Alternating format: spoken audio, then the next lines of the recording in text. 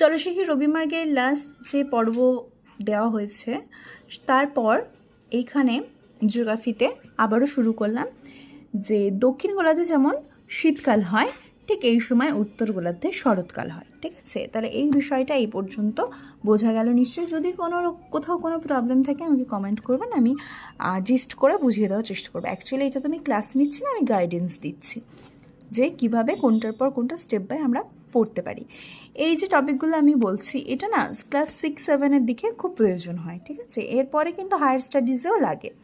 আচ্ছা, এরপরে আমরা পড়বো হচ্ছে আলোকিত রাত্রি এবং অন্ধকার দিন। এই আলোকিত রাত্রি অন্ধকার দিন বিষয়টি বুঝতে গেলে আমাদেরকে জানতে হবে যে পৃথিবীর দুই মেরুবৃত্তে অর্থাৎ 66.5 উত্তর এবং দক্ষিণে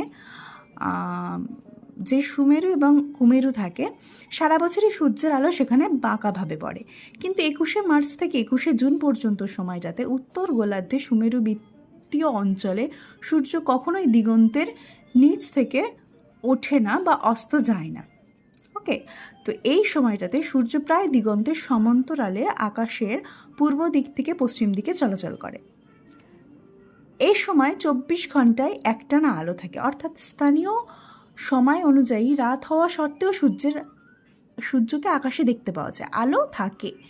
এই বিষয়টিকে আবার 23শে সেপ্টেম্বর থেকে 22শে ডিসেম্বর পর্যন্ত সময়ও একইভাবে দক্ষিণ গোলার্ধে দেখা যায় কুমেরুবৃত্তীয় অঞ্চলে। একেই বলা হয় আলোকিত রাত্রি সহ একটানা দিন। যদি বোঝা না যায় আমাকে যদি কমেন্ট করা হয় আমি বিস্তারিত বোঝাবো, তাও আমি একটুখানি বলছি। ধরুন এই যে পৃথিবী, ঠিক আছে, আর এই যে সূর্য, এই যে রশ্মিটা পড়ছে না, এই সময় প্রায় সমানেই এই একই জায়গাতে পড়েই যায়। এবার এই যে পৃথিবীর নিচের অংশ মানে উত্তরের দিকে তখন বেশি সূর্যরশ্মিটা থাকে, এই দিকটাতে না একটু কম থাকে। মানে এমন একটা অবস্থানে এসে যায় যে দিগন্তের উপরের দিকটাতে এইখানটাতে সূর্যের আলোটা বেশি পড়ে। এই সময় এখানে একটানা দিন হয় আর এই সময় এখানে একটানা রাত হয়। আবার এই ঘটনাটা উল্টো দিকে যখন কক্ষপথে গিয়ে পৃথিবী দাঁড়ায় তখন আবার ঘটনাটা উল্টোভাবে ঘটে। এবার হচ্ছে মধ্যরাত্রি সূর্যের দেশ। আমরা জানি ডেনমার্ক, নরওয়ে, সুইডেন এগুলোকে বলা হয় যে মধ্যরাত্রির সূর্যের দেশ, কারণ এই দেশগুলিতে না মধ্যরাতে স্পষ্টভাবে সূর্য দেখা যায়, তাই জন্য একে মধ্যরাতে সূর্যের দেশ বলা হয়।